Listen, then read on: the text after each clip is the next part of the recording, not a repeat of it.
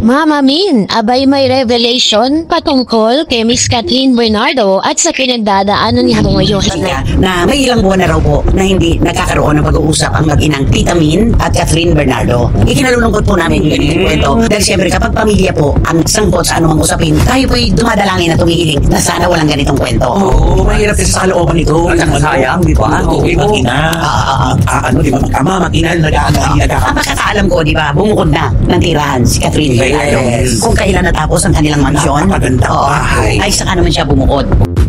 Sa isang ulat na inilabas ngayong araw ni Manny Christy Permi na base po sa kanyang source, ay hanggang sa ngayon ay hindi pa rin nagkikibuan o parang may misunderstanding si Mama Min at saka po itong si Miss Kathleen Bernardo. Sa gitna nga ng issue katungkol po sa sightings nila ni Mayor Alcala, ay patuloy pa rin nananahimik si Mama Min. No? Wala po siyang any post from her social media account at mukhang may confirmation na talagang meron nga silang misunderstanding dahil sa mga ganap nga ni Miss Kathleen ay hindi natin nakikita si Mama Min na present, na bagay na nasanay tayo na sa lahat ng mga ganap nitong si Miss Kathleen, nandun lagi si Mama Min sa kanyang tabi. Kasi base po sa source ay talagang may misunderstanding po sila, pero wala naman po sinasabing tunay na dahilan. Ang mga spekulasyon lang, matapos nga na itong si Miss Kathleen ay mag-decide na parang magsolo na, no? Kumuha na ng kanyang sariling place, yung sariling condominium, kung saan doon po siya nakatira sa BGC.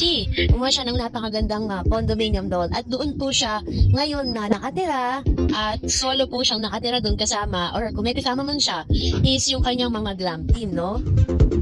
At kasabay nga nito, matatandaan po ninyo, last March 2025, ay nagkaroon po ng interview itong si Miss Kathleen Bernardo patungkol sa kanyang quarter life crisis. Nagsimula po yung spekulasyon na talagang may pinagdadaanan si Miss Kathleen noong March 2025. So, ito po ay na-publish noon at talagang pinag-usapan po siya.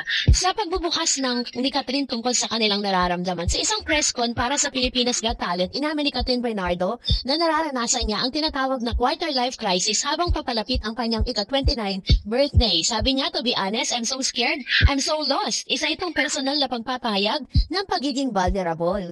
Aling bahagi ng kanyang buhay ang bumabalik sa alaala. Kinukumpara niya ang nararamdaman sa isang dating yugto, 2018 sa Thanksgiving party ng The House of Us, kung saan ramdam din niya ang pagiging maligaw o uncertain. So, sa pagpapaliwanag ng kontekstong ito, nandun po kasi siya sa adulting stage. Tiniyak niya na ang pagiging maligaw ay bahagi ng proseso ng pagtanda at paglago. Sabi niya, maybe it's part of you. You know, sabi niya, adulting and growing and feeling it now, just like everybody else. So, sinasabi niya na ito po ay tinatawag na birthday blues. Pero, sa mga pagkakataong ito kasi, naki-question tuloy yung pagiging isang good daughter nito si Miss Kathleen Bernardo dahil sa mga balitang lumalabas ngayon na hanggang sa ngayon na hindi sila nagkikibuan mag-ina. No, bilang isang anak, kahit nasabihin mo na napakalayo na ng narating mo sa buhay at napakarami ng mga na-achieve mo sa buhay kahit ikaw pa yung superstar sa henerasyon na to, is hindi niya pwedeng kalimutan at i-look back yung mga sacrifices na ginawa ni Mama Min para sa kanya.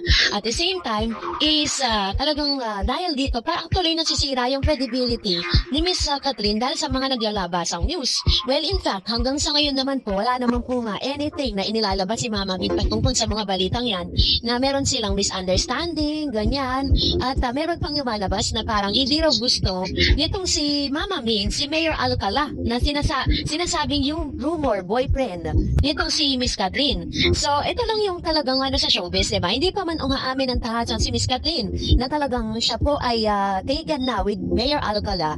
May mga naglalabasan ng ganito, no? Hindi pa man umaamin, meron ng kontrabida sa kanilang dalawa. So, yun yung isa sa mga major reason kung bakit itong si Kathleen Bernardo ay mas pinipili niya yung tinatawag na NDD or non-disclosure, no? Dito po sa mga ganitong klase ng pagkakataon kasi hindi pa man sila naglalabas ng confirmation patungkol sa kanilang relationship, may mga taong gusto nang sumira nito. Una, sinisira yung relationship niya sa kanyang ina. Ngayon naman, di ba parang sinasabi na tungkol dun sa kanyang rumored boyfriend na hindi nga daw gusto ni Mama Min. So, ang pinaka-best thing dyan is mag-focus tayo dun po sa mga positive na naidudulot ni Miss Kathleen Bernardo sa lahat ng kanyang mga fans. Alam ko kung kayo nasubaybayan nyo si Miss Kathleen at nasubaybayan nyo rin po yung buhay ni Mama Min, kung paano niya ginabayan at talagang si Mama Min nag-sacrifice para sa kanyang bunso na si Miss Kathleen Bernardo. So, sana nga kung sakasakali man is kung meron nung talaga or totoo man yung mga isyong ito ay hindi na masyadong lumala at maayos nila agad-agad.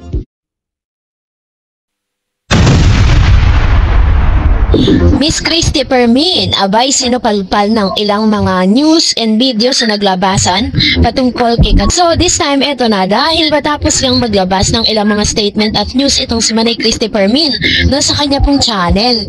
Eto po, panoorin natin. At Catherine Bernardo, maaaring hindi pa handa si Tita Min na pakawalan si Catherine para tumira sa ibang lugar. Gusto pa nilang namnamin yung pagiging bunsoy. Nanay kasi meron mga gusto yan na maliligaw para sa anak. Ito anak. Pero siguro, hindi sila nagkasundo sa gano'n na ayoko niyan eh.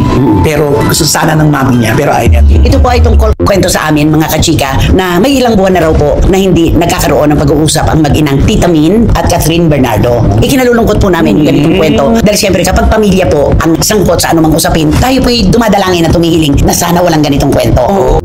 Isa sa mga updates na inilabas si Manay Christy Permin ngayong araw, sinabi nito na meron pong misunderstanding at hindi nag-uusap si Miss Catherine Bernardo at ang kanyang ina na si Mama Min. So yun po yung balita na nakarating sa kanya na inilahad niya sa kanyang showbiz channel na Showbiz Now na or SNN.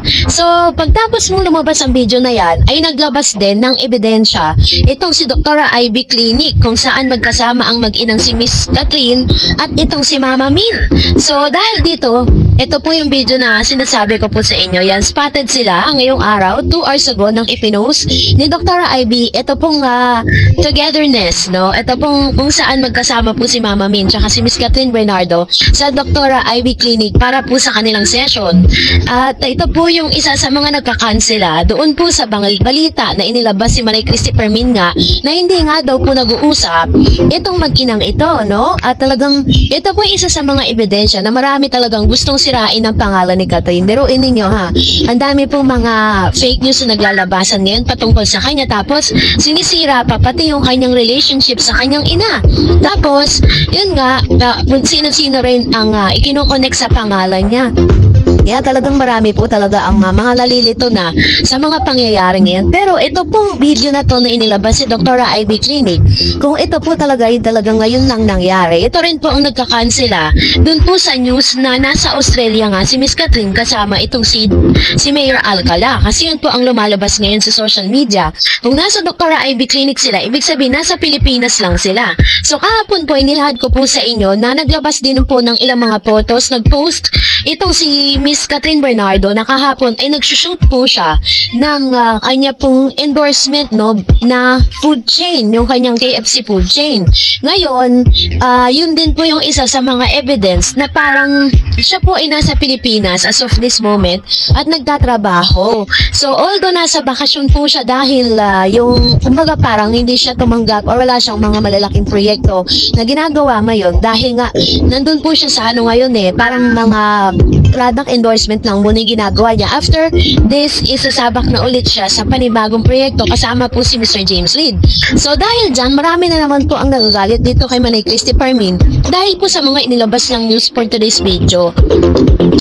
At ang pinakamalala, sinasabi ni Mama Min na isa sa sinasabi ni Manay Christy Permin na dahilan kung bakit hindi daw magkasundo si Catherine. Una, dahil hindi pa raw parang matanggap ni Mama Min na nagsusunod na ngayon ng buhay itong si Miss Catherine matapos nga siyang humiwalay at kumuha ng isang condominium na kung saan siya yung nakatira habang yung malaki niyang bahay, no, yung mansion na pinagawa niya para sa kanyang ina ay doon po nakatira yung mga kapatid niya at ang kanyang mga magulang. So, hindi natin alam kung ano pong, kasi may pagka-liberated itong si Miss Catherine At isa rin sa mga sinasabi naman ni Christy Permin na dahilan, parang hindi raw di umano bet nitong si Mama Min, yung bagong jowa ni Miss Catherine Bernardo na si Mayor Alcala.